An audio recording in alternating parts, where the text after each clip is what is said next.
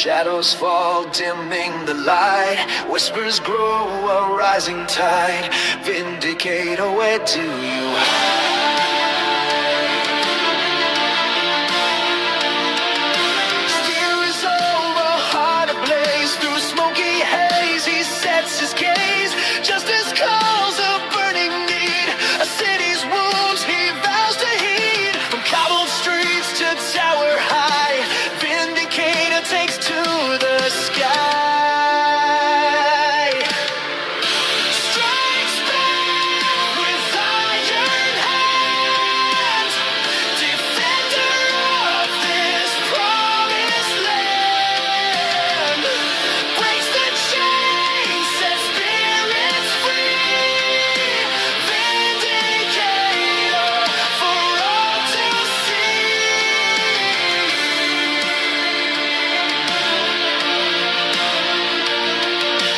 Whispers turn to thunderous roar as shadows creep. He slams the door on tyranny's cruel, grasping hand. He fights for freedom, takes a stand with courage born of darkest night. He ignites hope, a guiding light.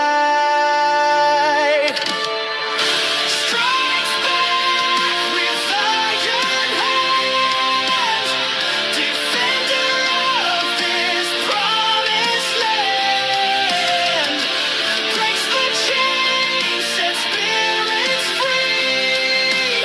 Vindicator for all to see. Though battles rage and darkness reigns, hope's ember burns within his veins. He'll never yield, he'll never fall. He answers freedom's clarion call.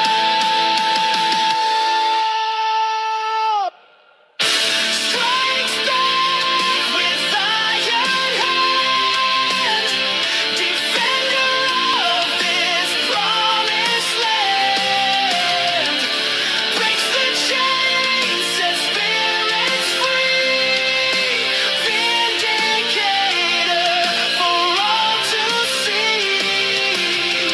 A symbol etched against the moon. Vindicator rising soon.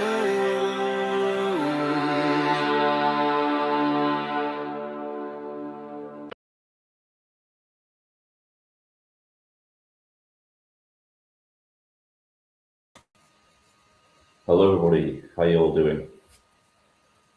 Hi chaps, how you all doing? So Tom's with me today. I'm going to bring him in a minute. So if you want to go and check out Tom's channel, I'm already tongue-tied this morning.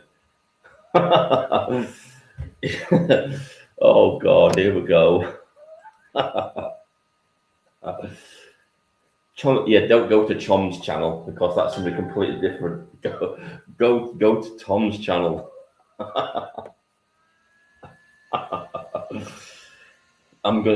My lass is gonna rip me apart for that, for saying that. I'm in deep trouble for that. She's gonna be mocking me for that all day today now. Right, so this is Tom's channel, not Chom. Let's not get the two mixed up. Tom 00 News, please go and check out this channel. Go and check him out, 00 News. He's a great guy. He's going to be here in a minute. I'm going to bring him in. He's probably going to be giggling his head off because I've just messed his main up. Just messed his main up. It just gets worse. Yeah, it's going to be one of those days today. I'm not going to be able to talk. So that's going to be great. Right, I'll bring him in. Hi, Tom. Hi, Tom. Hi, Tom. How's it going? Yeah. What botch? I mean, if you're going to botch it good. And then you did the double botch. Yeah, don't forget to check his main out as well. You did a double botch bit, Ben. That was brilliant. That was awesome. You actually sounded stunned at yourself then. Yeah. Hi, everybody. How's everybody doing? Hey, chat. How you all doing? Is the audio fine? Is the audio fine? Yeah, is everything okay? Yeah, I think everything's okay, mate. What's the That topic was funny, today? Ben. I was crying. What's the topic today then? What we've got straight into the jugular? Oh, we've got some breaking news first. I want to show everybody this because this is amazing. So we've got a bit of breaking news. I don't normally use that term because everybody uses it, but in this case, it is breaking news. Which here we go. So this has just happened. So the US has formally removed itself from the World Health Organization just now. We're done. We're withdrawing from it. We're done. So they're really sending a message out to the globalists that we're not messing with you anymore, aren't they? With that, straight in with it. Right. So now we've got that bit of news out the way. So Tom, just tell us a little bit about this next video we're going to be watching. I'll just get it up. You wanted to talk about Candace Owens, didn't you? Oh, yeah. I'd like to know what you think, other people think. I mean, Candace Owens, I've watched her over the years. And I said in my video earlier, I'm quite fancy though, to be honest. But I've watched her videos over years. She's become more religious. That's something they all seem to do. Religion's much higher in America than it is here. I respected her in the day back in the day because she spoke her mind. Many people know she is. She spoke her mind. When she spoke about things she knew about, she was on point. The problem with Candace Owens is she was kind of exposed on Joe Rogan one day because she was talking about. She said she didn't believe in climate change, and it was the way she said it. She was like really espousing some real big, strong opinion, and yet the simplest questions, I mean, the most basic questions that are probably a school kid could answer, she couldn't answer about the weather. It was kind of embarrassing. I felt embarrassed for her. And it's kind of become obvious that she's got a few things she's trained in and she hasn't bothered reading a book outside of her field. A bit of a lefty thing to do. So, she used to be quite the authority, didn't she? She was actually quite a good speaker on things. Yes, she's a great speaker. Like as late, she's gone absolutely batshit crazy. Yeah, so she's a great speaker. She's an intelligent girl, but she's not expanded that intelligence. She's obviously spent the time doing podcasts instead. So, or she's reached the sea. I don't know when. Anyway, the point being is that she's been, since Kirk went, remember these people are facts over feelings, yeah? Since Kirk went, she's been on a tirade. She's been absolutely on a tirade, saying things you're going to see in this video. Well, let you look at some of the things in the video first, but I'll just let you know what Tom's talking about. He's talking about Charlie Kirk. Just in case people don't know who Kirk is, it's Charlie Kirk. Sorry, yeah, sorry. The Turning Point founder. Yeah. Well, we'll get to the video then, mate. I'm not going to play too much of it because I don't want to get copyright strikes. Yeah, as long as you're playing her and not the guy talking, we'll be okay. Yeah, this is a guy called what is it? Too Lazy to Try. He's actually really good. Yeah. So just giving a shout out to him. Too Lazy to Try. Go check out his good channel. Video, mate. Yeah, good video he did. Yeah. Get on it, wherever it is. Oh, here we go. Was a time traveler. He told me he was a time traveler, and instead they decided that they could send him to this X-Men school. That's the best way I can describe it. A lot of weird things used to happen to Charlie. He would go on runs. I think I told you guys this after sundown, and when he was running, street lights would go out. It was like he was a burst of energy, like he was a lightning bolt or something. All right. Right, we'll stop it. I think that's all we need to play, mate. Yeah, I was gonna say that really kind of encapsulates the type of you could say, oh well, anybody could clip that and it could be taken out of context. No, you expand the context, it gets worse. Once you really watch the whole video, it gets worse. So no, it doesn't get better from her if you expand the context. It's not out of context. And let's not forget, right, it gives less credence to her argument now. She was taken to court, wasn't she? Because she accused President Macron's wife in France of being a man, and she got sued over that as well. Yeah, I'll be honest with you, Tom. Right, I think she's had some kind of mental break, mate. I think she's just gone. So she's always, like I say, she's always had this blind spot in her intelligence, and she would always say some crazy things. And I think that may be too much exposure to the internet or certain people on there. But yeah, this is what I'm trying to say about this facts over feelings crowd. They don't realise that it's also feelings that enables us to act on the facts. And the reason I say that is because they've turned it into a mantra rather than an understanding of something. And therefore, she might just be somebody mourning.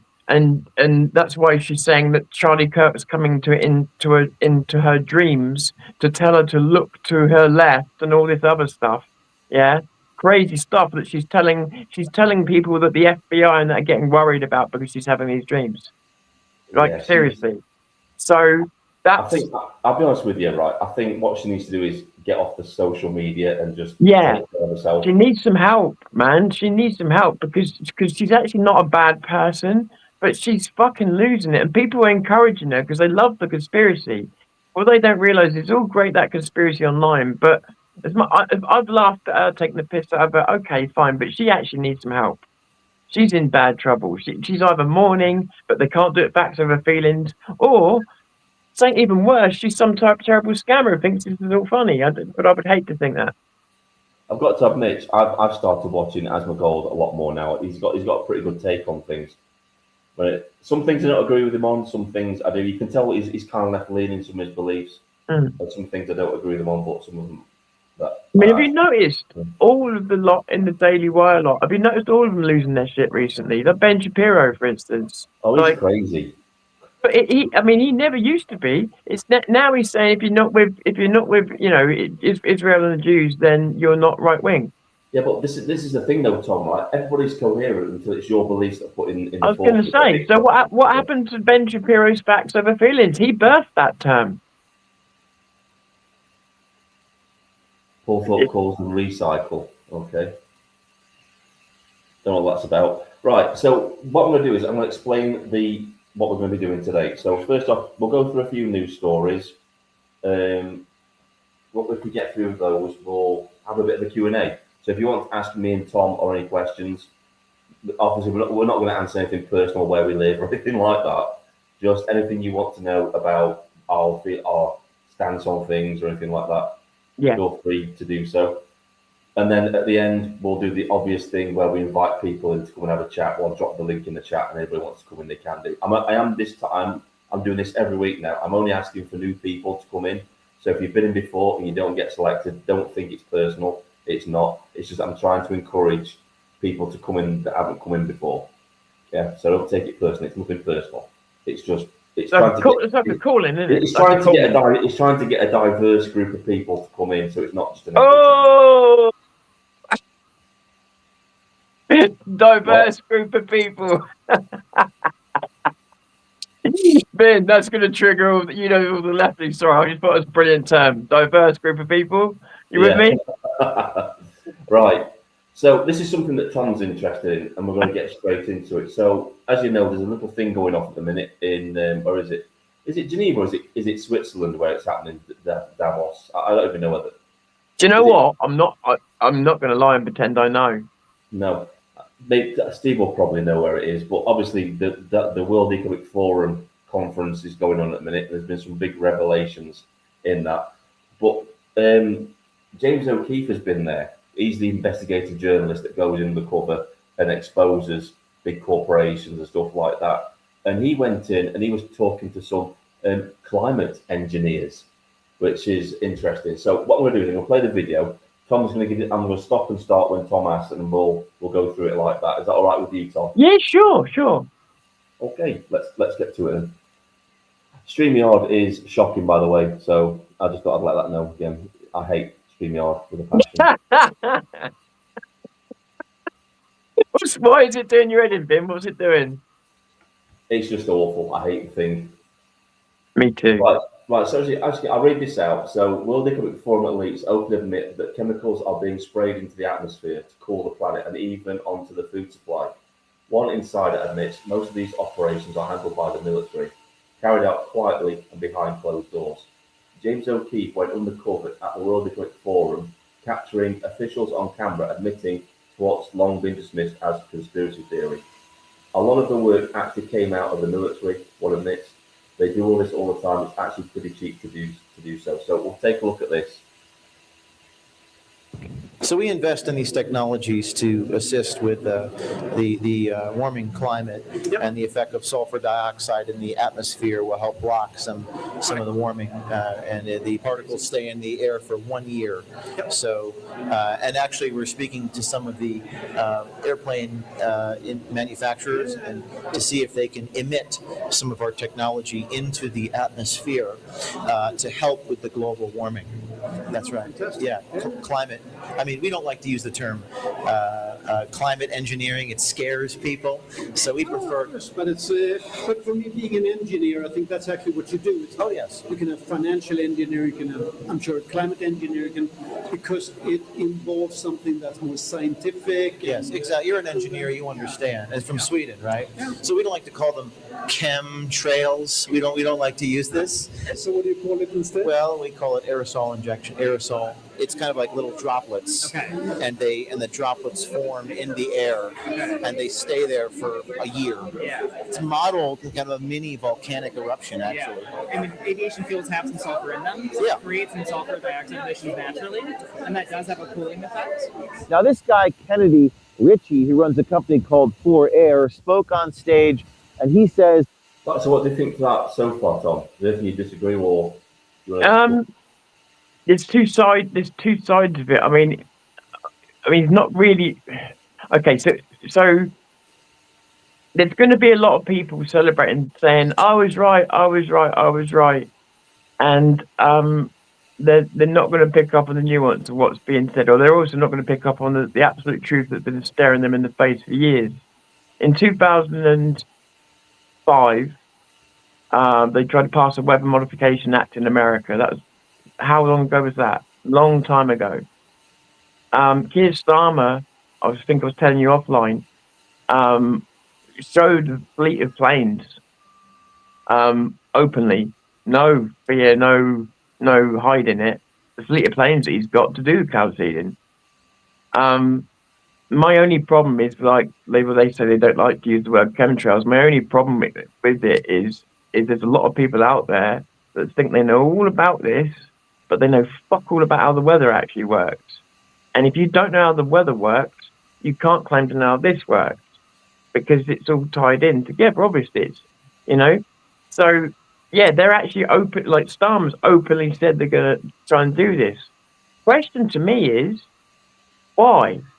People got all these theories as to why, but do these people actually believe the planet is warming up to a point where they don't think we've got a chance? The thing is, Tom, right? This is another question. Why do we need to seed clouds in this country?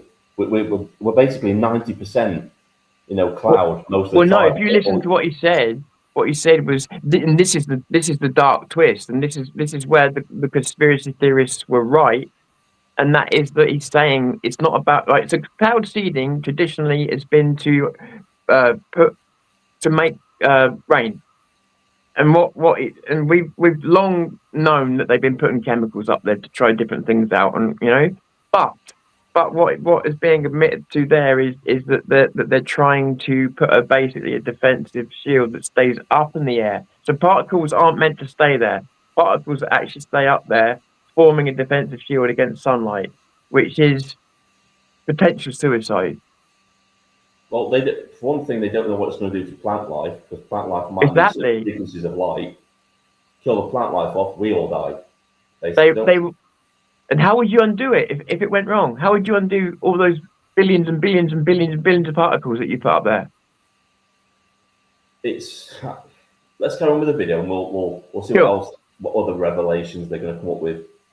It's only 3 minutes long, so we'll just play the whole thing, yeah? Yeah, sure.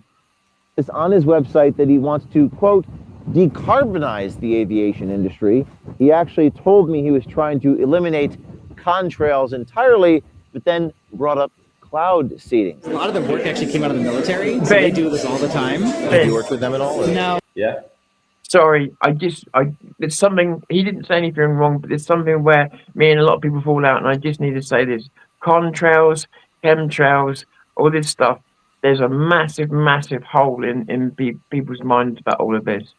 Contrails are a natural part of planes, and people have started to notice and they think this is a revelation, and they don't realize that many of us have been watching it for years because it's a great way of telling how the weather works.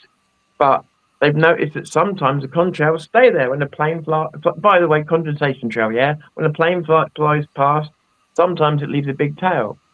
What angers people is when I break this down. But the thing of it is, some days it stays there, some days it doesn't. People take that as proof of conspiracy. But there's a much simpler reason why it happens. The weather. When it's 100% humidity up there where the planes are, meaning the air is absolutely saturated with water, it's like trying to dry your washing when it's foggy. How are you going to do that? You can't. There's nowhere for it to go. So the trail stays there because the water's got nowhere to go. It just starts to cool, fall towards ground and expand. That's why they start filling up the sky. That's usually a particular type of weather that makes that happen. On a day when there's not much change likely in the weather and it's very, very dry and cold up there, it soaks all of the moisture coming out the plane in and therefore leaves no trail. So people will take these videos, then jump to later on in the day and say, look at all these contrails late in the day and make out like it's a big proof of something. It's just a big proof of how the weather works. All the planes do is highlight it more.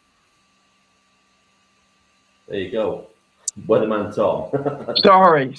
Yeah. No, that's all right, mate. You did brilliantly. Because they're a little more closed over about their procedures. You ever heard of sulfur dioxide? Yeah. You've heard of that? Okay. Yeah. It's actually pretty cheap to do it. The ability to put sulfur dioxide there is actually a pretty cheap way to cool down the earth. Oh, yeah. So the opportunity for, one or two people to do it is, impressive.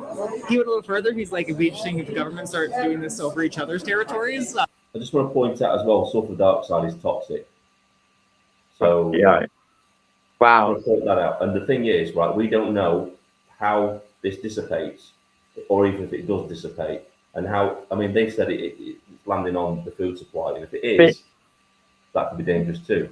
Ben, someone's saying your mic's a bit low, buddy. It seems all right. It's telling me it's all right here. Sometimes it's on there.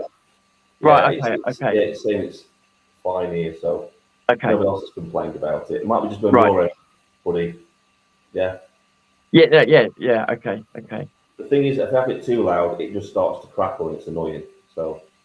By the way, you've got such a based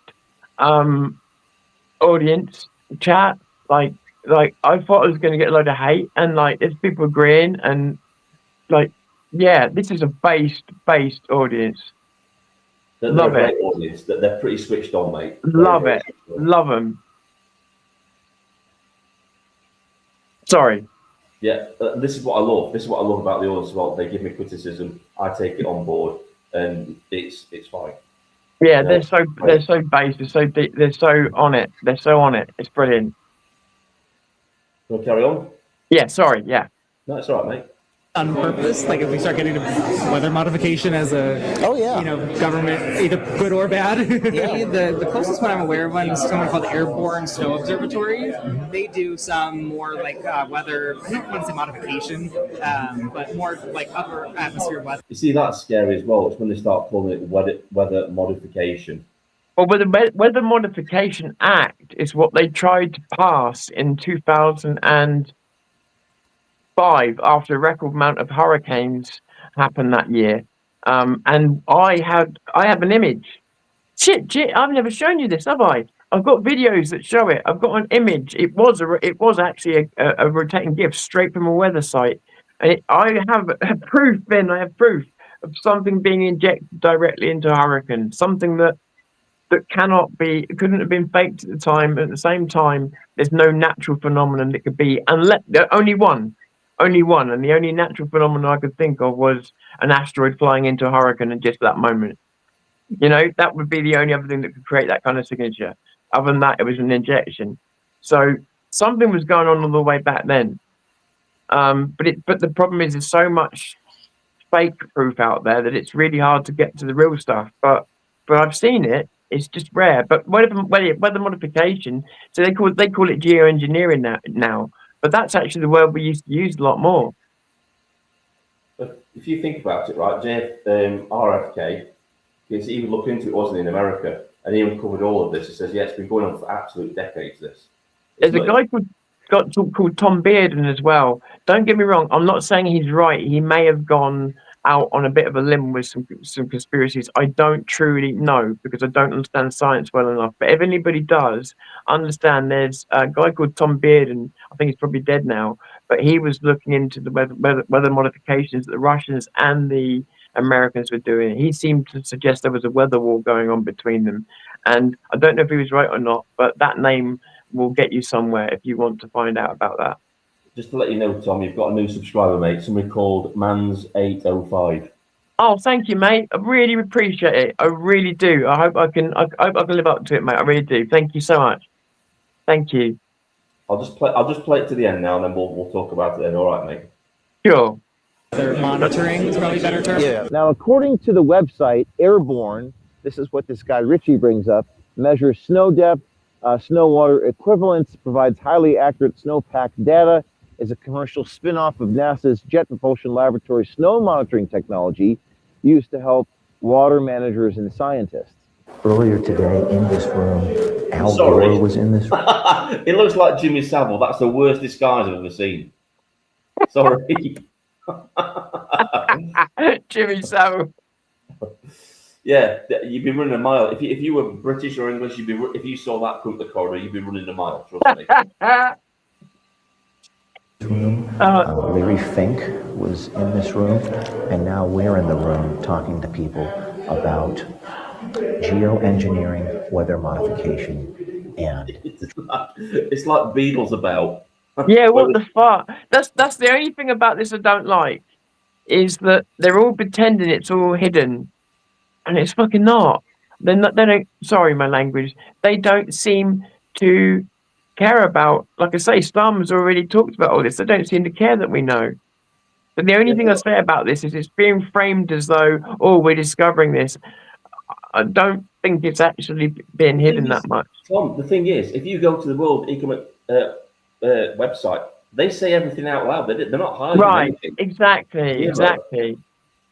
Yeah. The whole thing, right? There was a whole thing during the pandemic about how they wanted to control populations, how they wanted to reduce the population. They weren't. How they considered it a test. Remember? Yeah. And how they said they were surprised at how easy it was to get away with. That's a quote. Get away with countries like England and that, because they didn't think that, and Europe, because they thought we would hold on to our freedoms harder. Yeah. They said that. Right. Sorry. I'm the one stopping and starting it now. Trails that come behind airplanes and what's going on. I would say I don't want aluminum oxides in my lettuce. Are you kidding me? Say that again? Aluminum oxides. Aluminum oxides are part of the cocktail from Hill that they're spraying above our heads. So there you go. That's that. So that end bit's quite interesting, actually. Did you see that end bit? No, sorry, I was distracted. Right, I'll show you this. What's going on? I would say I don't want aluminum oxides in my lettuce. Are you kidding me? Say that again? Aluminum oxides. Aluminum oxides are part of the cocktail from Hill that they're spraying above our heads. Hang on a second. It's just. So we invest in these technologies to assist. Go on, Tom. No, carry on, mate. Sorry, I thought that was the end of the clip. Carry on. No, sorry, that's it. It's the end of it. That's the end of it, mate. Oh, it is. I'm just checking something. Yeah, look, oxides isn't okay. It's a bit annoying. Maybe I'm not hearing the context, but oxides is just a word for something that's had a chemical reaction with oxygen. So don't get what they were getting at. Does anybody else understand what they were getting at? You know, you get carbon dioxide, for instance, or this oxide or that oxide. Why are they talking about oxides? I don't understand that. Well, I'm just address this from Fine Times. Where I live, chemtrails, 3 days later we have weather phenomenon, whether it be hailstorms, storms, or high winds and heavy rain. Well, the thing is, we don't know what these particles do when they interact in the atmosphere, do we? We don't know what they do, if they change the chemical composition of the atmosphere to an extent that it makes weather or whatever, but we just don't know any of that at the minute. The other thing as well is, I don't mean any offense, but so many people misidentify chemtrails. And I mean 99.9% of people 99.9% of the time. And the fact that it's 3 days in weather terminology is a fucking lifetime. So to tie a crazy weather event to what you think you see in the sky 3 days later is, without a scientific grounding, is a stretch. And I'm not pissing on you, because you're there and you can feel it, you're witnessing it, so only you know for sure. But I'm just saying it's a stretch, you know, on paper. I mean, they were calling it, what was it, aluminium oxide? Well, I'm not great on chemistry, but aluminium isn't an oxide because it doesn't rust. Aluminium doesn't rust, so I don't understand. Right? Yeah. Good point. Good To point. me, I'll be honest with you, right? I like James O'Keefe, but it seemed in that interview he was kind of leading the conversation. He was implanting things into the conversation. Yeah. Yes, he was. Instead of just letting them speak, he was trying to put them Steer in it. their mind. Yeah, steer Yeah, it. I Yeah. agree. I agree with you. I agree with you, definitely. But I feel bad when I push back. Fine times. I don't like I'm not the top leading weather expert in the world. I found that I had a ceiling with weather. I learned a lot about it, and I've been watching it a very long time. Everybody says this to try and get one up each other, but I actually found I had a ceiling, and that ceiling was when it got to the mathematics of it. It was over my head. I couldn't put it together. I could do some decent weather forecast. It was over my head. It was too much. What I will tell you is that a lot of people that I've seen, even when they've given me evidence, they've shown me what they think are chemtrails, and most often they're not. And I'm the guy that sat boiling kettles to watch the steam go up. You know, I'm the guy that sat watching the clouds all day long like a real sad twat. You know, with my little flask with me all day long. And you do get a sense of it all. You do get a sense of it all. And I think it's important to know that a lot of the people I've ever spoke to have a strong opinion on weather. Not I'm talking about fine times. I'm talking about people I've encountered out there. A lot of them have never read a weather book. They've never even looked at any serious documentary about the weather. They've only ever read websites that talk about weather conspiracies. So that's like talking about a car conspiracy without ever knowing how to drive a car, what a car does. It's you know, how can you have a balanced opinion?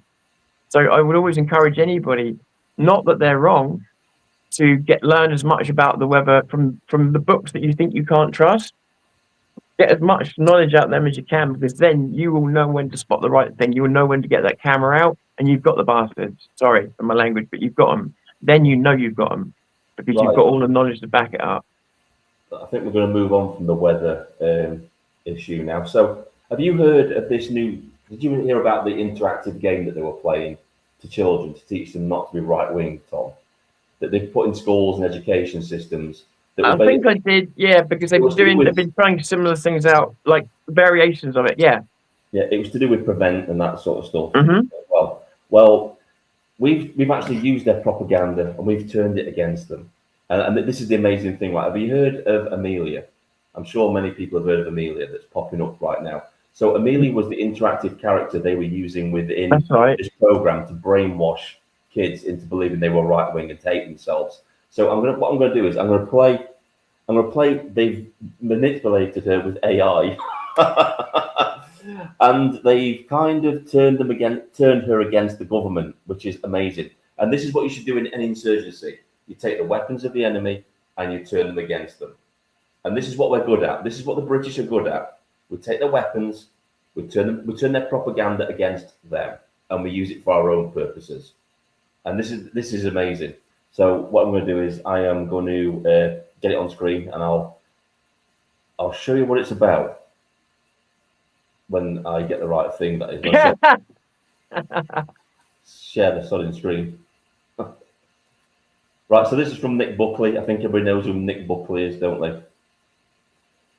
Right, remember to go to live chat, everyone, just in case, because otherwise top chat's a nightmare. Yeah, so this is Amelia. So you can see why they've used Amelia, can't you? The government. She's a typical lefty, pink-haired. Yeah. Yeah, but she's been repurposed, mate. So I'm just going to play the whole video. I'll let you listen to it, right? Our country has been the setting of many stories of common men standing up to a tyrannical government.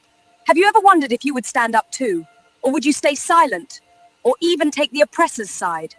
Well, what are you doing now? Because, well, there's your answer right there.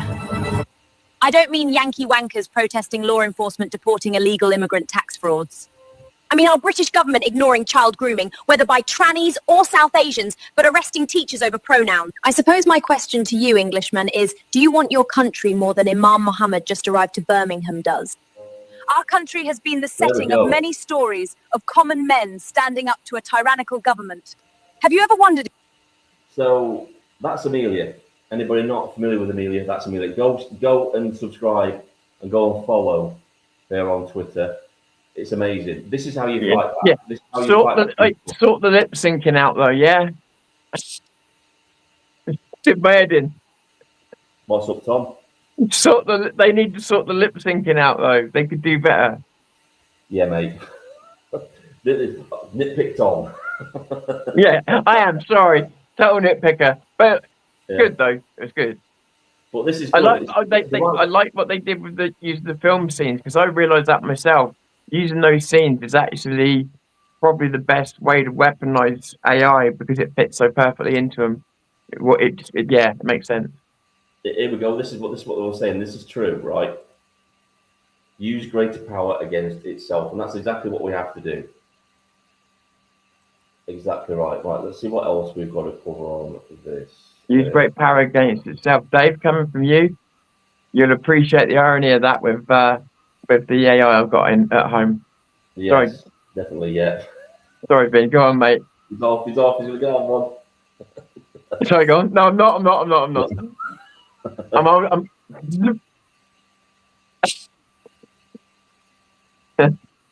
I do, Tom. I don't know what that's about, but I do, Tom. Oh, sorry. Sorry, I didn't mean that to be too much of an in-joke. Dave has come in contact with my AI. So, yeah, he now has a bit of a deeper understanding of what it's like to encounter. And it provoked a response in him he wasn't expecting. Let's just leave it at that. So, yeah. It was cool. It was really cool. Then I said to the book making comments this. That doesn't make much sense, Craig. Then I see clip of Mick Buckley making comments this. Okay. Yeah, you type that out a different way, mate. Right. Next one is our police being made to look absolute fools again. And you know what? The thing is with the police, right? Sometimes it's not their actions. It's the way they interact with the public that really gives them a really bad name. They just have no way of interacting. I'm going to play this video, and I want to get your opinion on this one, Tom. You're watching the bigger screen, so I might be about a second or two behind you. Yeah, there we go. So this is from Don Keith. A mountain of a man scares off a gaggle of soft UK cops. But just listen how they speak to the person. First off, they tried to enter the property by opening the door without a warrant. So watch this.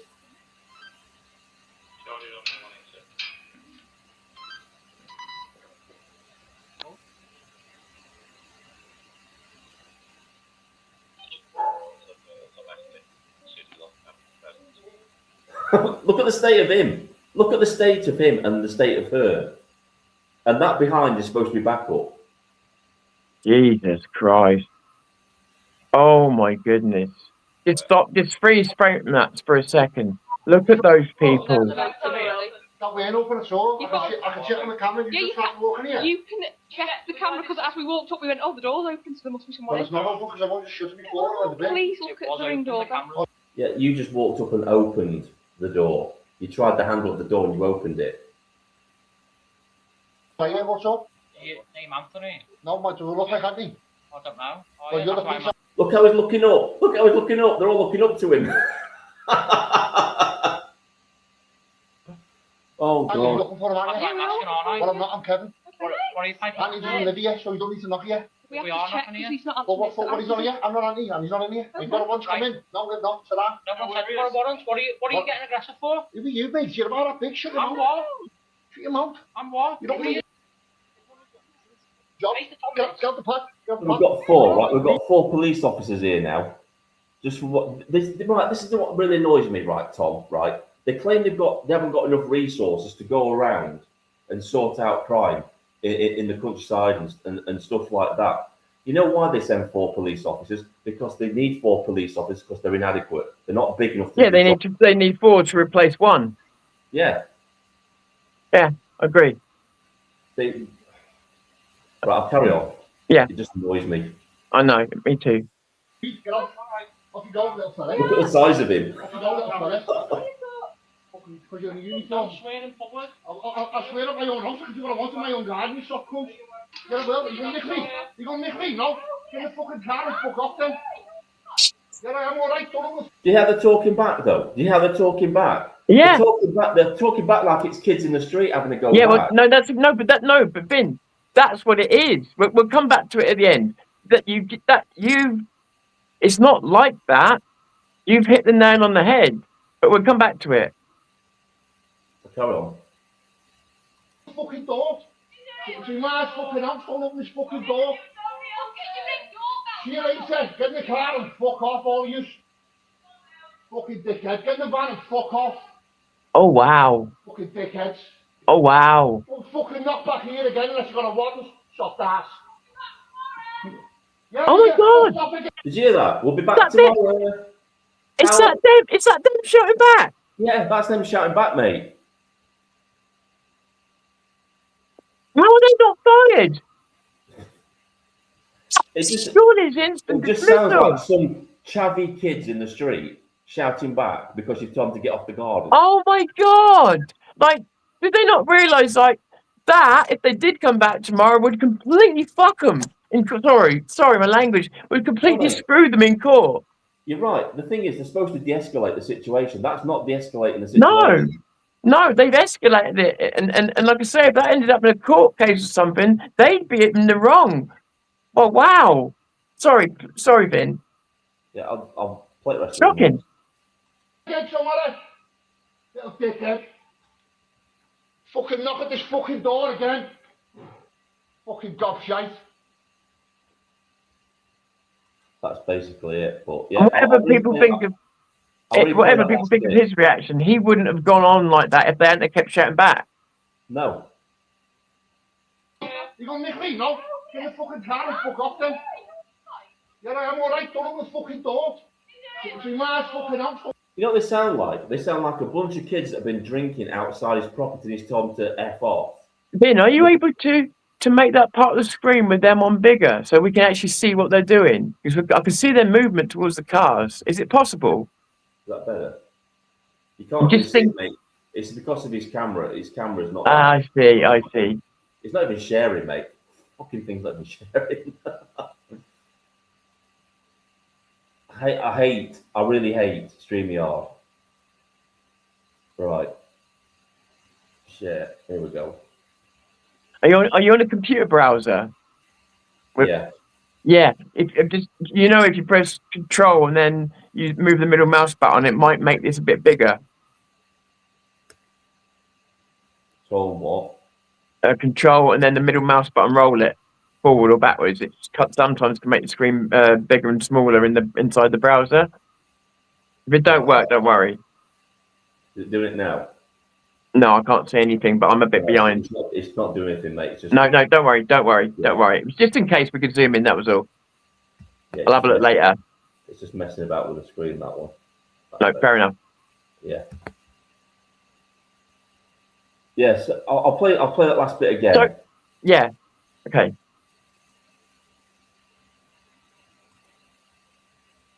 Don't open this fucking door. See you later. Get in the car and fuck off. All. You know what it is? It's because it's his doorbell cam. It's not giving a proper view of what they were doing. Yeah, it gives you a round view. Sorry, yeah. Get in the van and fuck off. Fucking dickheads.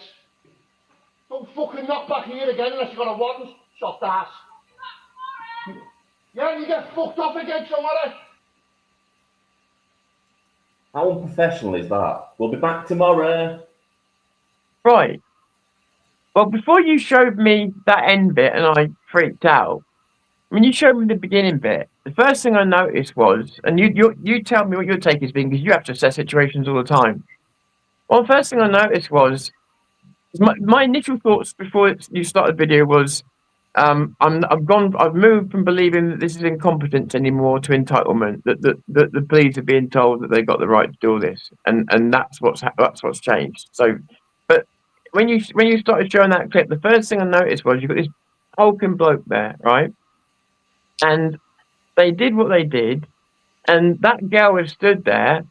You can tell she's got absolutely no self-awareness, no sense of distance, no sense of danger, no sense of danger at all. None. The fucking boy there looks terrified, but also no awareness, no spatial awareness. If he freaked out on them, they would run, I think. I think they might actually run. Tom, if he'd have wanted to, he could have absolutely ragged all of them. And they yeah, I think he would have he would have mangled them, wouldn't he, if he wanted to? So, but I've never seen that before. I've never seen like, especially 3 cops turn up to a door and know that they just definitely couldn't handle someone, you know, and also lacking that awareness of that fact. I mean, it wasn't even like they were trying to be like some coppers try and be intimidating. They know they can't be. They're like geeks. You know, like the new Star Trek series where they put geeks in them now. Yeah. They're like the geeks of a Star Trek series playing cop. And do you think that girl in that uniform would know if she was in danger of being stabbed? No. And the thing is, mate, right? They're not doing her favours, are they? I've already told you this story. When I was at the Sandpiper Hotel when I was first setting up, and the police liaison officer came over, he was followed swiftly by 8 other officers that were already there, and you could tell they were gunning for a fight. That's what they wanted while they were there. And he was asking me questions. He was saying, which side are you affiliated with? And as I always said, I'm not affiliated with any side. I'm here to like report both sides of the protest. I want to film the left side, the right side, whatever you want to call them. And he said I had to choose. And so as soon as I started like having a conversation with him, these other officers started surrounding me. And that's when I stopped him and said, right, I'm not carrying on. I'm speaking to the police liaison officer. Why does it need 8 of you to be around here? Yeah. Having a conversation? Yeah. It's intimidation. Yeah. And I let them know. I said, right, you're speaking to somebody that's been surrounded by 250 insurgents in Iraq. I said, what possible threat could you be to me? You're not a threat to me. You know what I do, don't you? I pull the old lethal weapon. I've got depression. I've got whatever else. You can go and check my medical records. I've got nothing to live for. If you surround me, you think you're intimidating me. Absolutely not racing a heartbeat. But if you want to put me my back against the wall, we'll see what happens. It fucking works every time. When you go P, you'll see what Derbyshire police are like, mate. They're not very good. Let's just say really. Is that what we're going to see at the thing? Yeah. The thing is, with it being Derbyshire, they haven't got many police officers, so they have to pull in from other forces. Right. So you have from South Yorkshire. You probably have some coming from local police forces that are just shit. Yeah, I think this is where people like me get confused though, or get misinformed, because I think we tend to think of Northerners being harder, straighter people. And then, so therefore, we kind of think of them as being immune to this kind of bollocks, you know? But they're not. The very first protest I ever went to, I think it's on my channel actually, when I was with Stand Up to Racism. I think it was the second protest. 2 PCSOs, they called the police because they said they felt threatened by me. One person, mate. One person standing away from them with a camera was a threat to them, apparently. And then when they called them, they went over to Stand Up to Racism, got their view of things, never came to me from my point of view or anything like that. So I said, aren't you going to come and ask me some questions about my side of the story on things, or are you just going to take their word that everything they've said is correct without speaking to me? But they wouldn't answer me. So I went over the side of the road, because they went over the side of the road. I thought, right, if you're going to play these games, then I am going to start and interact with you now, because you know you've called the police on me. You think I'm some kind of threat. So I wanted to see what the police would do. and you can see it on the channel. I start walking towards the path. They tried to block me. They tried to stand in front of me to stop me walking through the crowd. So I said to police officers, "Are you going to say something? They're not allowed to block me on a public footpath. They've got no right to be here. There's no protest or anything been logged with the police. They can't just block somebody on the pavement and stop them from walking through. They've got no authority to do that." And they just said, "Look, we don't see anything wrong with this." It's like they're captured, mate. They're captured, ideologically captured, and we're in real trouble with the police, I'm afraid, and the judiciary. Yeah, we are. Yeah, we are. They're not fit for purpose. I'm not one for getting rid of the police force, by the way. That's a leftist ideal, but I am one for getting it back to Robert Peel standards. Yeah, there are those who say Dobbs has no real coppers. They don't. I think the way they're trained nowadays is it's like a conveyor belt. It's like just get them out, put them in a uniform, and just give them a warrant card and have at it. So that's the attitude they've got. There's no like training with the public or anything like that. There's more training with petrol bombs. Apparently. Like Steve was saying, so we've both been surrounded. As Steve was saying, it's meant to basically surround us and find a way to arrest us while it's still quiet. Makes perfect sense. Yeah, makes perfect sense. Because that has happened, and it's like, why are you doing this? This is weird. I've only just got here, and that makes perfect sense. It's shocking, mate. Right, so what we're going to do is, I think there is one more thing I want to cover. You're going to find this amazing, Tom. Oh dear. Oh, go on. Go on. Do you want to cover while I'm trying to find it, mate? Yeah. Well, just while you're doing that, I just want to pivot back to something. I don't think we'll be able to fit it in today, just because it is such a huge topic that I was trying to send Ben some images of it last night because I'm finding out so much information. But me and Vin have talked about things like, and I didn't realize we talked last night and we found out we made the same points in a video, but in different words. And that was about how power goes forwards, meaning that when you lose your freedoms or when a law is made that goes against the people, you don't get it back. And this is a particularly British thing. So in other countries, they might put it on their manifesto to take that law back. But in Britain, they kick the thing down the road. They kick the can down the road. And me and Vin have both brought this up as being part of our politics and why we're worried about the next elections. And what we didn't know, what I certainly didn't know, is this isn't just mine and Vin's opinion. This is actually a thing called the ratchet effect. It's real. I mean, there's so much more, but I can't go into now. But it's called the ratchet effect. And it's well known about British politics around the world. People know what our system does. It's a ratchet effect of passing the power forwards, never giving the freedoms back. And it's known worldwide. It's how our political system works. I didn't know this. But ratchet effect, and there's so much more about our politics that was revealed last night. But again, I don't know if we can fit it in today, but it was very eye-opening, very scary, really. Because it confirmed a lot of things that me and Vin have said, but what we didn't know was there's actual scientific terms for these out there. At the end, but we'll try and cover that at the end, mate. I'll bring up on screen the actual definition of it, and we can talk about it a little bit more. Sure. Yeah. Sure. Right. I've got this right. Right now, what do we hear all the time, Tom? Diversity is our strength, isn't it? Yeah, we hear it all the time, don't we? From countless people, establishment, the government, institutions, everywhere really. Diversity is our strength. Right. Okay. Well, exactly. Yeah, this is it. Right. I'll introduce you to this. Right. Amazon warehouse in Coventry to close due to outbreak of TB. A statement from GB Union says the Amazon must temporarily close their Coventry warehouse after a TB outbreak. Preventing a major outbreak is more important than Amazon's profit margins. I think we can all guess where the TB outbreak is coming from. We've more or less eliminated TB in this country. Every school kid, when I was at school, got inoculated against TB. We all did. I'm sure you did as well, Tom, didn't you? Yeah. Regarding that sort of thing.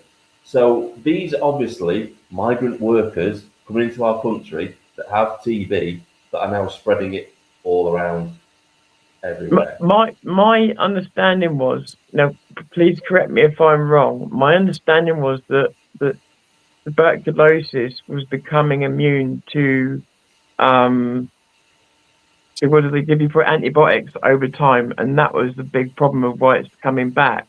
Am I misinformed? Yeah, I mean, a lot of people saying here, the good news is a lot of the British people have had the jab up till 2005 when they stopped doing the it. jab. No, I'm thinking of something different. Sorry, I'm thinking of something different. Yeah. Yeah, the TB jab, if you remember, they tested you for it. You had that little six-prong I'm thinking injection first. Yeah. The six-prong injection first to test to see if you'd already got immunity. That's right. Yeah, And then yeah. I'm with you now. If you didn't have a reaction, you had the injection. Yeah, that that's was right. the thing. I remember now. God, it seems such a long time ago. Yeah, okay. Yeah. They're saying it on here as well, look, Tom. Multi-drug resistant TB is rife. Multi-drug resistant TB. I think that might be it. Yeah. That's what I was referring to. And yeah, we don't know where it's come from, but it's becoming, well, we think it's because we've been handing out too many drugs, and now it's basically evolving around them. Right. So while we're on the subject of Danny Tomo, I'm just gonna say this, right? Danny Tomo needs to be more reluctant to release information about where he's going and what he's doing. He needs to release that information after he's done the thing that he's doing, because it's not very tactical to telegraph to people that you're going to be going to a certain location and doing filming, because all they'll do is shut up operation and you won't discover anything. I believe now he's been banned. I think he's been banned from France and going there anyway and doing what he was doing. So now he's going to be hanging around Dover and trying to do things around there. I kind of like Danny Tomo. I like what he's trying to do, but the thing is, he's just destroying it for everybody else. Vin, can I have you as a witness? And if you don't remember it, fine. Did I tell you when Danny Tomo started doing this that he would find a way to fuck it up? He would be the victim of that because he would have been banned from doing A, B, or C, and he would be baby-faced and come away looking like the good guy because he was stopped. What could he do? Yeah, right. So I want to say this, right? That obviously Raise the Flags and Danny Tomo have had a falling out. This should have been done behind the scenes. It should never have been put onto social media. This should have been conducted professionally behind the scenes, so not to hurt the movement. Because all this does is hurt the movement. It hurts genuine people that are trying to make a difference in this country. Not trying to be famous or trying to be celebrities. That's not what we're about. Me and Tom later this year are going to be trying to do the same thing. We're going to be going to locations down south. I'm not going to say where for obvious reasons, because that would be stupid. We're going to be going down there. We're going to be trying to reveal certain things that are going down on the south coast of this country. Danny Tomo doing this sort of stuff wrecks it for people like us. They really do. And the thing of it is, like I say, and Vin, I need you to stand witness for me on this. I said to you before any of this happened, he would get himself banned, didn't I? Do you remember? Yeah. And the reason I'm saying that is not to ruin his name or anything like that. I'm saying it because whether he's done it deliberately or whether he needs a bit of help and a bit of guidance. Like, I appreciate him getting out and trying to do something, but if I could predict the outcome so easily, and I did multiple times, if I could predict the outcome so easily and it does damage other people, then he needs to wind his neck in a little. He needs to stop trying to be famous. He needs to stop trying to be the hero in his own story. He needs to stop getting so distracted with people calling him names, and if he's got nothing on, don't worry about it. They're not important. And he needs to realise you don't go live when you're doing surveillance. You know, just even I know that. There's just certain things, I'll just say this out now, right? When I was on operations in Iraq, I wasn't going out with a megaphone shouting from the highest tower, saying, "Tomorrow we're going to be doing operations over there, guys. Yes, we're going to be over there." It's like they need to learn covert operations. Yes. Covert being the operative word. You know, I not believe going his heart is in the right place. Tom, let me speak. Right. Sorry. This really frustrates me. When I see people doing this shit, it pisses me off. It really does. Right. Wearing fucking uniforms. I know. France. I know. And standing out like a sore thumb isn't a good idea. The idea is to blend in and be covert and probably do it from a distance and film these people. Not go off there acting like fucking Delta Force, landing on the beach like Chuck Norris, and then looking like complete and utter idiots when it all falls apart. That's not what it's about. The idea is covert. Yeah, exactly, and that happened. That happened with me when I went. I don't want to name names, but that happened with me and someone got themselves all dressed up in uniform and everything else, and it was like everything we didn't need. Like I say, no live streams, no announcements, no nothing. It's a bit like making a documentary. Nobody knows about it until it's done, like or until you've got a report to make something else. Otherwise, it's not going to work. And if you, again, especially when you think you might be at risk of being banned, which you always are if you're exposing something, then don't telegraph your location, your position, and your intention. And the other thing is, when you look like a vigilante force, you're giving them all the ammunition.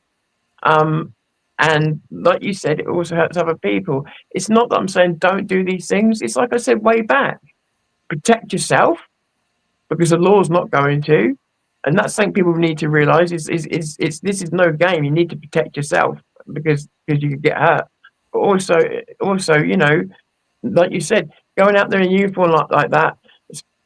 No, if you're going to be covert, like you need to be dressed like you're normally dressed. You need, you know, but you just need to be smart and realize as well. Don't go and try and take these people on the beach. That's not what it's about. It's about information. It's like what Tom's just been saying. If you're going to do a documentary, you don't reveal the nature of the documentary before it's done, or the locations you're going to be going to. It's just stupid. It's like saying, right, before D-Day, let's just tell the Germans that we're going to be landing on the beach of Normandy. You know, it's that sort of stupidity. I'll tell you what I will say. I will tell you what I will say, Vin, to balance things a bit. Perhaps Danny Tomo could have done with a little bit of fucking help. Perhaps he didn't get enough help. You know, because he's got enough people in the movement that are military. Maybe he took some military advice about how to go about these things. Yeah. And got a military advisor to advise him. Yeah, you need to do this. You need to do that. That would probably be a better way to go about it. Yeah. I'm not saying the idea is poor. I'm just saying it was poorly executed. Yeah, I agree. Because you know, I'm behind the idea. I'm behind what he tried to do. You know, it's just But it's like I said, it just became a drama fest shit show. Yeah. Behind the scenes goings on as well. Yeah, all these side. That's not everything. Sorry, Vin. All these side quests where he was like defending himself against this, defending himself. I couldn't help it. I ended up on one of his posts just saying, "Boring. Don't care." Like, just I seriously don't care. There's too much serious stuff going on to worry about how the state of your ego. I don't care.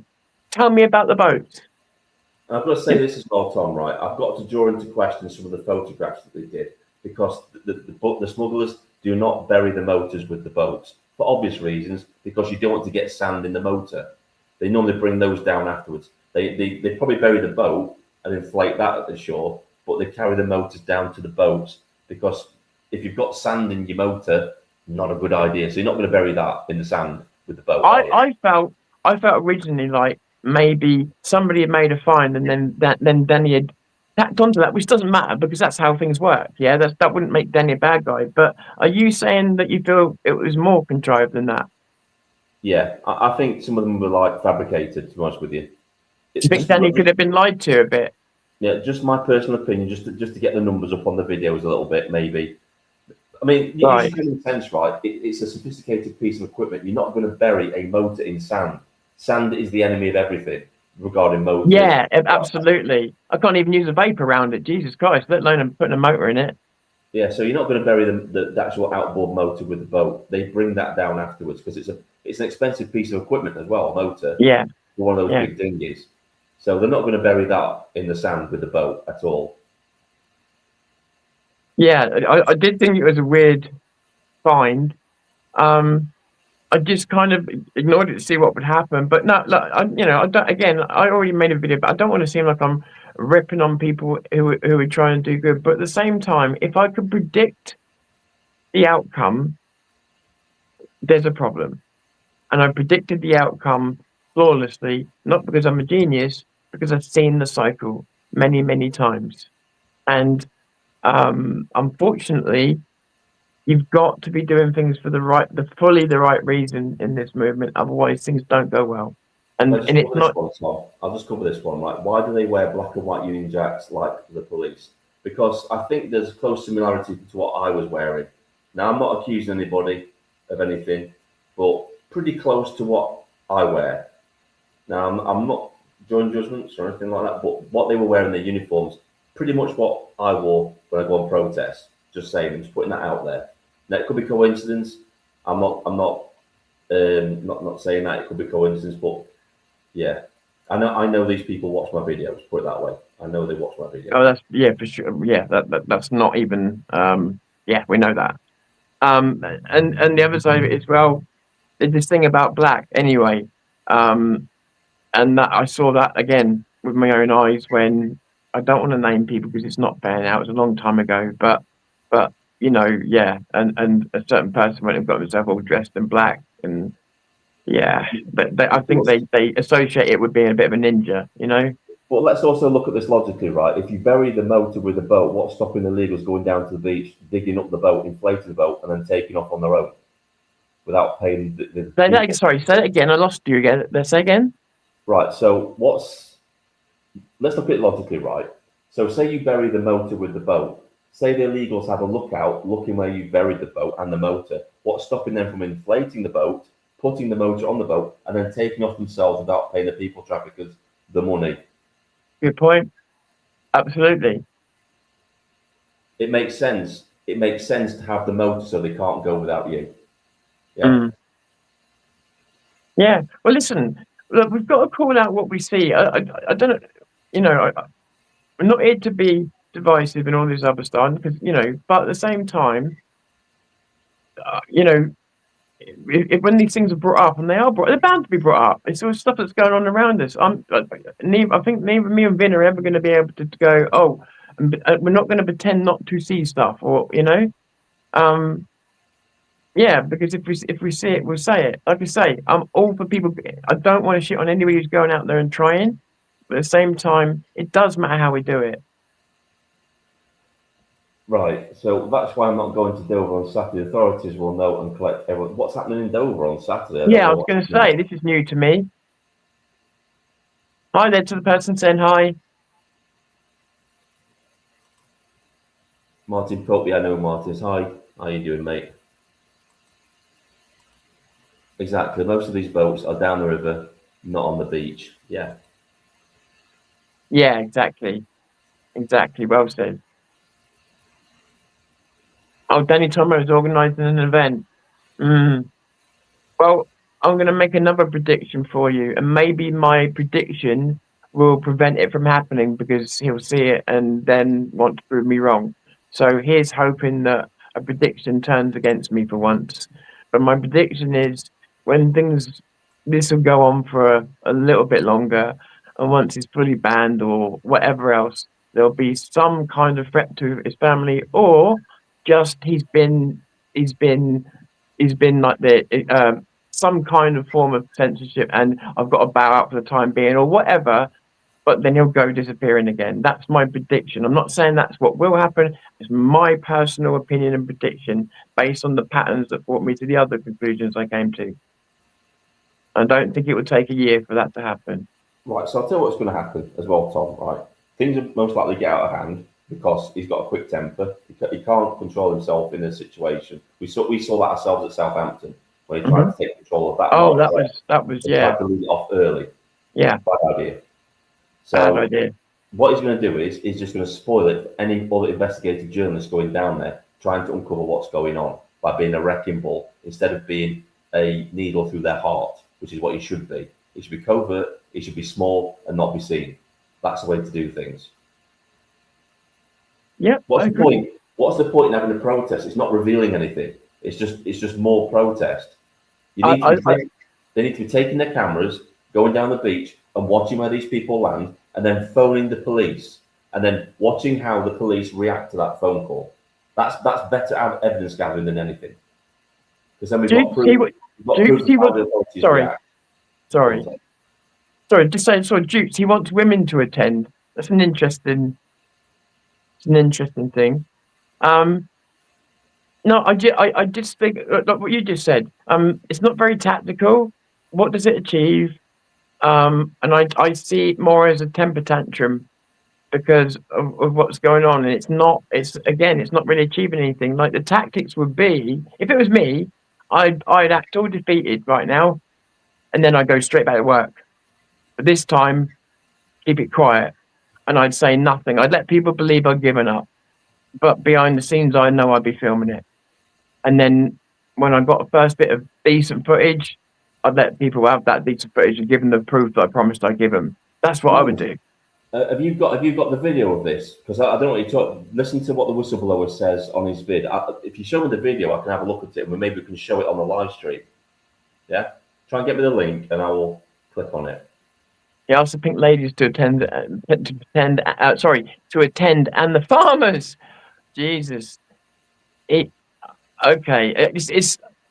I just feel like he overreaches. He's got a great core audience of his own followers, and they will follow him to the ends of the earth. But I think that makes him think that he's got a reach that extends further than it does. Or maybe he knows it doesn't really extend that far and he just likes to pretend that on camera. I don't know. I truly don't know. I really don't. You've got to think, right, at the minute, they're looking for any excuse to ban any and all protests. And they'll just use this as an excuse to clamp down further if there's any trouble or anything like that. And then that kind of makes our job harder in the summer, doesn't it, Tom? Because we're going to have to be really, really careful then. Oh, yeah. What we say and what we do.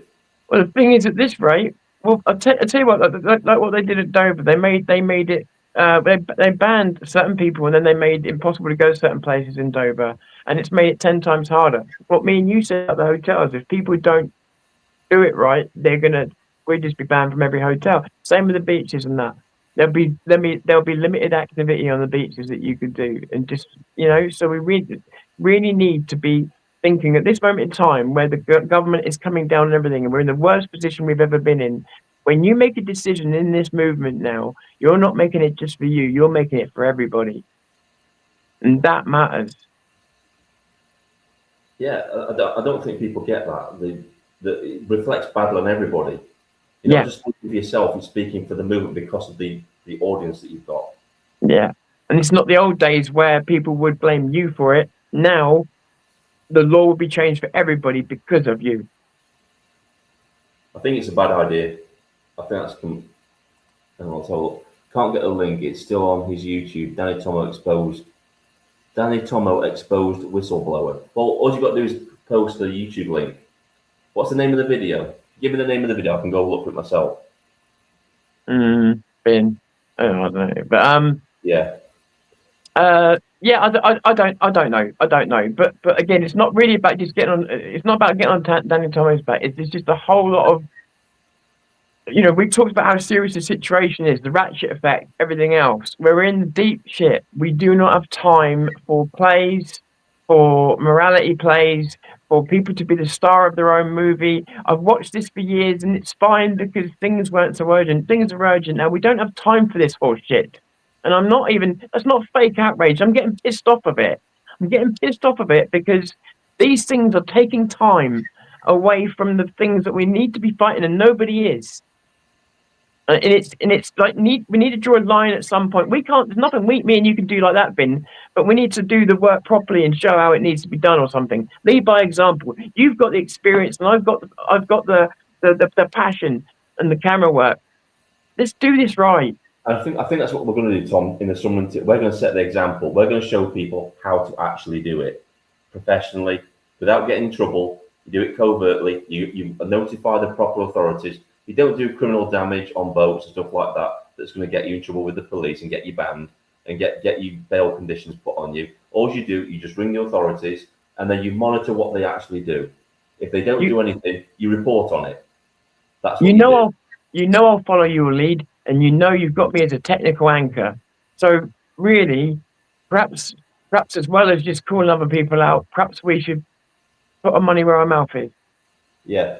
The thing is, I'll just give a basic outline. I'm not going to give away positions or anything like that. Somewhere down south, on the south coast, me and Tom, with a team of other people, are going to be doing night patrols on the beach. We're going to be looking for where the illegals are actually landing. And what we're going to do, we're not going to engage with them. We're not going to go there to have a fight with them and stuff like that. We're there merely to gain intelligence and report it. That's all we're going to do. Intelligence and report. We're going to give you guys a documentary, and then we're going to report it to the authorities. That's all we can do. Yep. Yeah. Agree. But we want to show people that it's not just the people coming to Dover that are landing in this country. That I've had reports of dinghies landing on beaches, maybe 20 or 30 gentlemen just disappearing into society without anybody knowing who they are.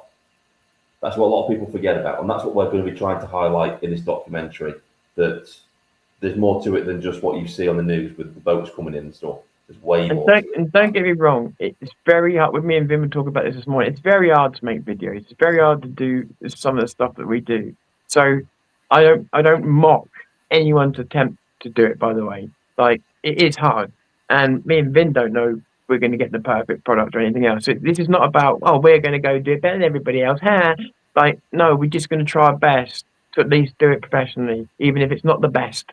It's going to be our attempt at making it the best, and it's going to be professional. Hopefully, there won't be any stupid decisions made. Let's put it that way.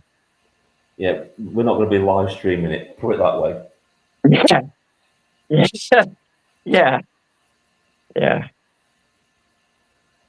So, I think it would be a good thing. And a more positive thing as well, because it's easy to just sit here, armchair critics, but perhaps if we can put this together. The other thing as well, me and Vin, as you may have worked out by now, we're just normal people. So if we can do it, it shows you the power that you can do it, but it also shows you as well, some of those people you put on a pedestal, maybe you don't need to. Maybe they're not bad people, but at the same time, maybe they're not gods either. I'm admittedly talking to your audience, they're all based anyway, but I'm talking to the wider people, I think while we're on this subject, Tom, about us two and what we're doing and stuff like that, let's just promote what's coming up next week, hopefully, next Thursday. As you know, me and Tom have been working very close recently, and we've been talking about this for a very long time, about doing a podcast together, and we are working behind the scenes to get something going together, to get something going and stuff like that. And we want to make it longer as well, so we will be inviting guests to come into the podcast. It won't just be us two, it'll be you guys coming in. We'll probably reach out to people and have them come in and have their, say, prominent people within the movement and stuff like that. That's what we want to do, but it's going to be light-hearted. It's not going to be totally serious, like we're going to be wearing suits and it's going to be like a news report and stuff. It's not going to be like that at all. It's going to be like it is now. We're going to be talking to you like normal human beings, because that's what I think a lot of people forget to do. They forget to speak to their audience. They forget to include you guys in the conversation, and that's not what we're about. We want to include you in the conversation that we're having, and we'll give you the opportunity to do that, like we're going to do today. In a bit, we'll drop the link. Anybody wants to come in, they can have a word and come and talk to us. You're a part of this. Everybody's a part of this. And I think Tom will agree with me, right? People are looking for a hero. They're looking for some savior. You're the savior in your own story. You're the hero in your own community. Don't forget that. Yeah, there is no savior. There is no savior here except you. And every single person that you put on a pedestal actually is a reflection of your fucking courage, because without you, they're nothing. Yeah, I want to say, I don't think you can post a link. I think YouTube's got a thing about getting rid of links in the chat. So okay. You probably will have to post it. Yeah, I think you can post them on the video, but you can't post them in the chat, because any link, it's just gone. So even YouTube ones. Yeah. I don't think we would have played it anyway, because we're not sure about copyright with certain people, especially we've been critical of them. So seriously, you're right. They weaponize it now. They do weaponize it. Yeah. I mean, it's okay if you don't mind going through months of fighting, but yeah, it's crazy. Yeah. Right. So to slowly move this on, does anybody in the chat want to ask me and Tom any questions? A bit of a Q&A. Anything? This is just a general out there. Just ask us anything you like. And then just while they're having a think, could I just describe this ratchet effect quick? Because it's quite quick Hang one. on, but you know what I'll do? I'll get it up on the screen, mate, and I'll put it up on the screen for you so you can see it. Right? Get a definition of it all. Oh, I've got it here, mate. I've got it here. Yeah, no, but I can get it up for you. Oh, see what you mean. Sorry. The audience is going to want to see it, aren't they, mate? Yeah, cool. Yeah, sorry, I'm being dopey. As usual.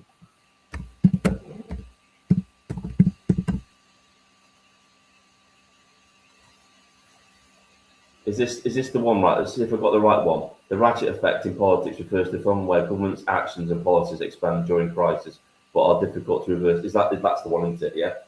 That's yeah. I mean that's focused on the economic side, but it's the same effect. Yes. Yeah, right. I'll put it on the screen so they can read it along with you, mate. So the ratchet effect. I mean, I'm going to read something different, but have a look at the one on the screen because it's all relevant.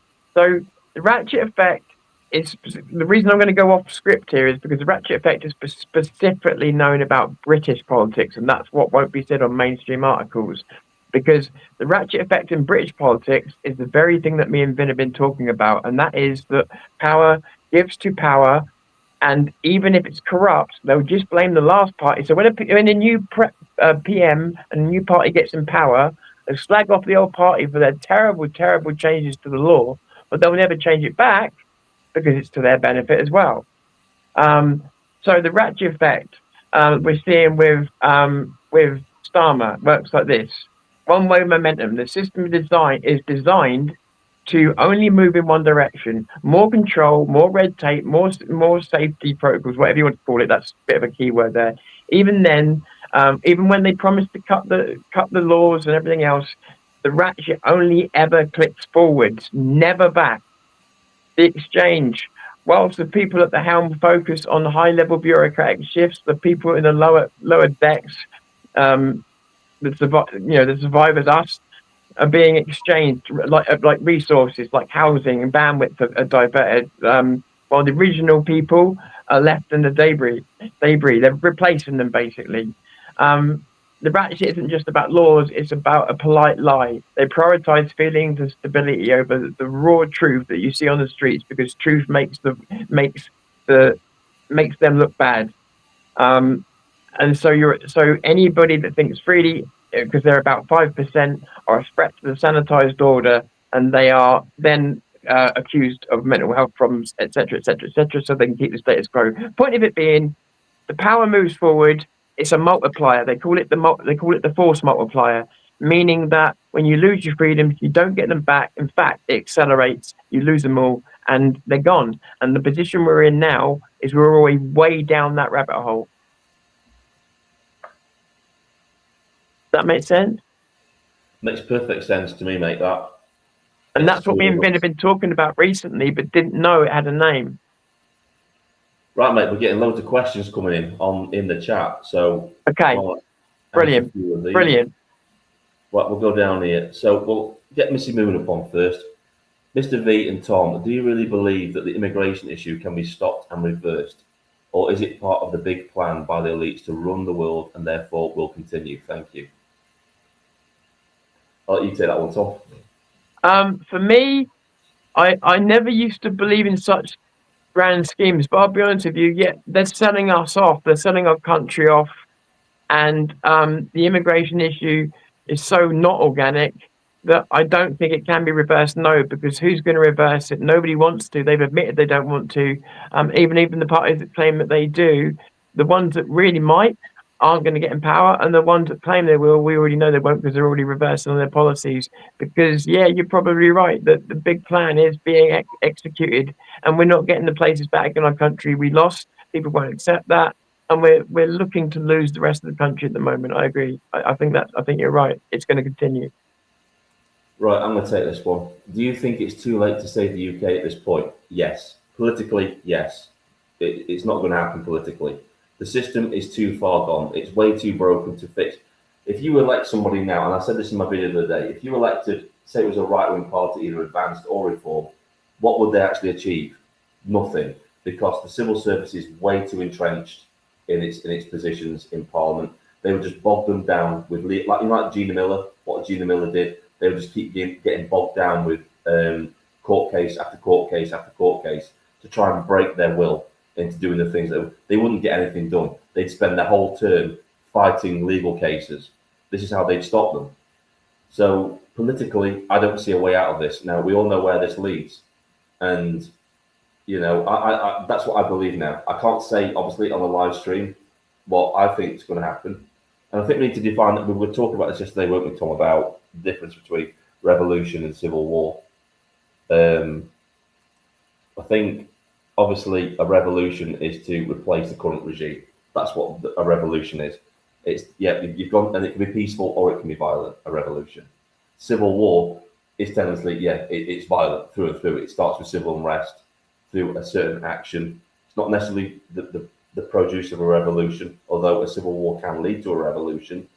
It's usually just a civil war because of some kind of breakdown in society, whereas revolution is a deliberate attempt to change the regime to something that's better than we have now. That's what a revolution is. And it can be achieved peacefully or by violence. Whereas civil war, that's just, yeah, we don't want that. We definitely do not want civil war. Civil war would be very, very bad for this country. It would leave us, we're already a failed state, but we'd be in a worse state. Society would break down, law and order would break down.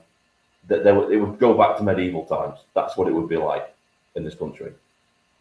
And as we've been going through this kind of arc, going through this arc, Ben, I'm not so convinced that we've got just the binary choices now. I see other things as well, like the bowling ball effect I told you about, where we're all just pinned to get knocked down. Yes, there'll always be fighters, but I could see the country just falling over the way things are happening, having its spirit broke. People won't accept that. There's a lot of people out there already giving in. Like someone said in your comments, people don't want to fight for the country. Not truly. Yeah, there's a lot of worry around me about the fact that it's like we've already been defeated. I think I'll be honest with you. I think the Starmer regime is just going to keep doubling down. Yeah, exactly. And once that happens, I think everything's. I think once Rachel from Accounts' policies come into effect after April, you're going to see a massive decline in the country. Businesses are going to shut down because they can't afford the business rates anymore. You're going to see massive employment. Go on, mate. Oh, sorry, I just realised why I mentioned the ratchet effect now. So, what if everybody, if the whole point of it is we've all been asked the question, why Starmer think he can get away with acting the way he's acting and keep the party together and everything else? What if he doesn't need to? What if he doesn't give a shit? Because those changes he's made are all he needs to do to make sure he's ensured the future of our country. He steered us straight into the fire that he wanted. It won't matter who gets into power because they won't change a damn thing. Well, this is what I was talking about in my video the other day, is that he's building a surveillance state. He's building a surveillance state. Everything he's doing is building the mechanisms for a dictatorship. That's what he's doing. So he doesn't even need to be in power by the end of it because it would already be building itself. Yeah, the thing is, though, mate, he may still be in power because he'll cancel elections. He's already cancelled. Oh, yeah, he could. But my point being is people have been saying, oh, yeah, but if he does get kicked out, what would it, he would have lost. No, he wouldn't have lost. If he loses his premiership, as long as he's made the changes he wants to make, nobody's going to change him back. He's won. Right. His main goal, don't forget, he's to manage the decline of the country. So his main goal is to totally destroy this country. Yeah. Destroy its heritage, destroy its identity, and destroy its culture. That's what his intentions are. And you look at all his policies are designed to do this. Yeah. Oh, yeah. You've got to say he's demonstrating a talent for destroying the country. They all are. People. Some of the comments in my video today were saying, you don't talk about Ed Miliband. I don't need to. The guy's a lunatic. He's part of the Starmer regime.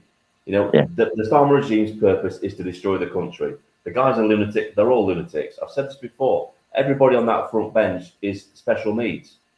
Yeah. Not only that, when you've seen, and I don't mean this in the way people might take, but when you've seen a few of them, you've seen all of them. Don't forget, the identity politics means they literally, I've been to north, south, east, west now of this country, and the left all sound the same. Don't they, Vin? I watched the video the other day, and they can't believe it. It brought it home. It's like Starmer is getting rid. He's destroying the Magna Carta. He's destroying trial by jury, which is what that established. Our right to be judged by our peers, by 12 of our peers. He's destroying that by getting rid of trial by jury. And why does he want to do that? Because he wants to be able to put you in prison without having a trial. That's what he wants. Dictator move. I'm actually heartbroken, to be honest, with what's going on now, because there are people who are still going, like, what? What? Are you serious? If you can't see the problems we're in now, we're done. We're done because of your refusal to accept that we are an Iron Curtain, digital, is being built around our country to cut us off from the rest of the world so that our reality could be reshaped by whatever they decide it will be reshaped by. That's not a conspiracy theory. It's happening right now, right in front of you. They're not even hiding it. That's worrying to me. That's more than worrying. It's terrifying.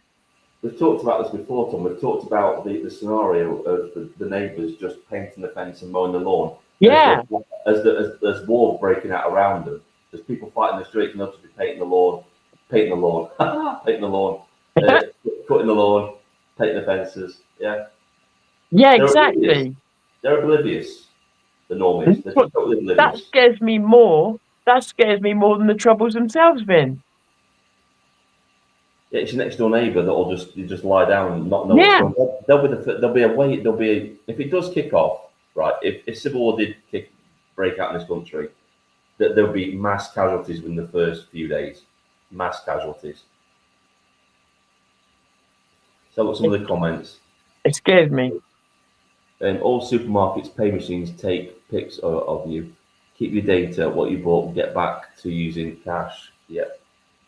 Cash is king. Yeah, you're right. Definitely cash. We're all conspiracy theorists till the shit that you do, exactly. Yeah. Yeah. Right, so what we'll do is we'll throw the link out into the chat and then we'll call it, Tom. What do you reckon? If no one wants to win. Yeah, sure. Yeah.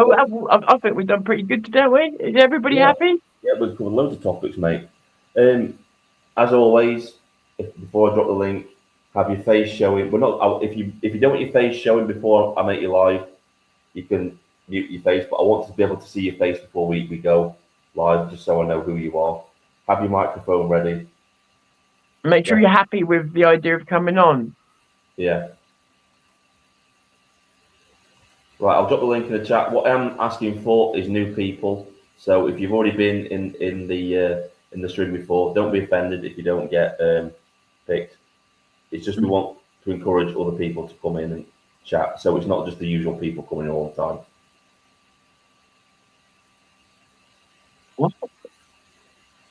What's up, Tom? Do you want me to highlight something? Yeah, I don't know. I haven't got any context, but Missy Moon said, I've heard there are a vast amount of body bags waiting to be used. What do you think this could be for? I don't know the context, but what?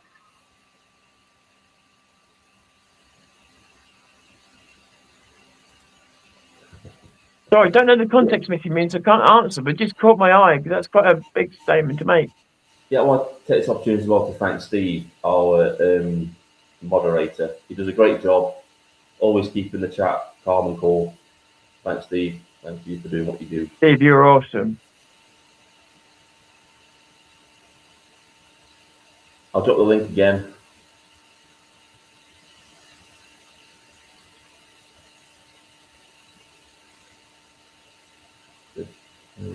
I've got my head around it, but I will get some help.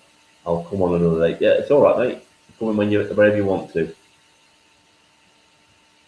Here we go. I will try and source some info. So what exactly is it about? Is this to do with the theory? I'm not going to say conspiracy theory because that's a bit on the nose, but there's a theory that there's, I think there's mass civil unrest that have got body bags and all this kind of stuff. What? Yeah. Holy, sorry, this is new. Sorry, guys, this is new to me. So please don't think I'm dismissing anything. This is absolutely brand new to me. Yeah, I've read the government have issued contracts in the event of mass casualty events, so it's as they're preparing for it. So this could be like they know that there's going to be some kind of What ISIS. the Sorry. I should turn my mic off when I do that.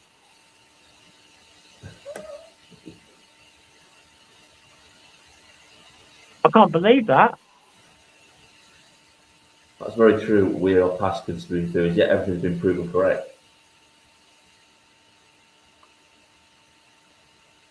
CD was the warm up. How do you guys feel about our future, honestly? I mean, how many of you still believe in a political solution? And don't just say what we want to hear. Like, it's cool, yeah? I just want to know. And how many of you think that it's trouble no matter what? Where are you? Is it a mixed spectrum of thoughts, or is there a consensus? Let's do a vote in the chat, Tom. Right? Thumbs Okay. up if you think there's a political solution. Give a thumbs up in the chat if you think there's a political solution to this situation. And If also, not, give a thumbs down. Give a thumbs down give a thumbs down in the chat if you think there's no political solution.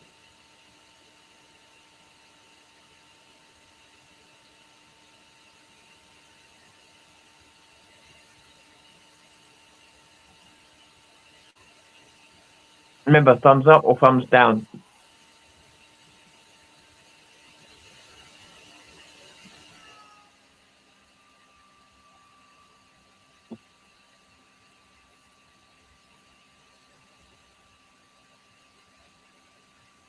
Give it a few more seconds. Place your bets, ladies and gentlemen.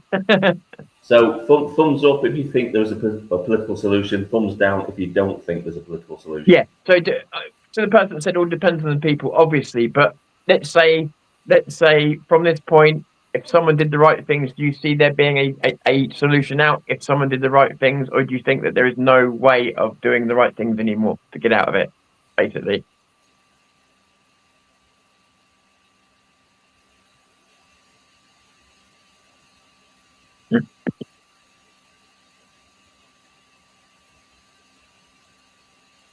It's a mixed bag, isn't it? It's 50-50 at the minute, I reckon. From what I'm seeing, it's a mixed bag, isn't it?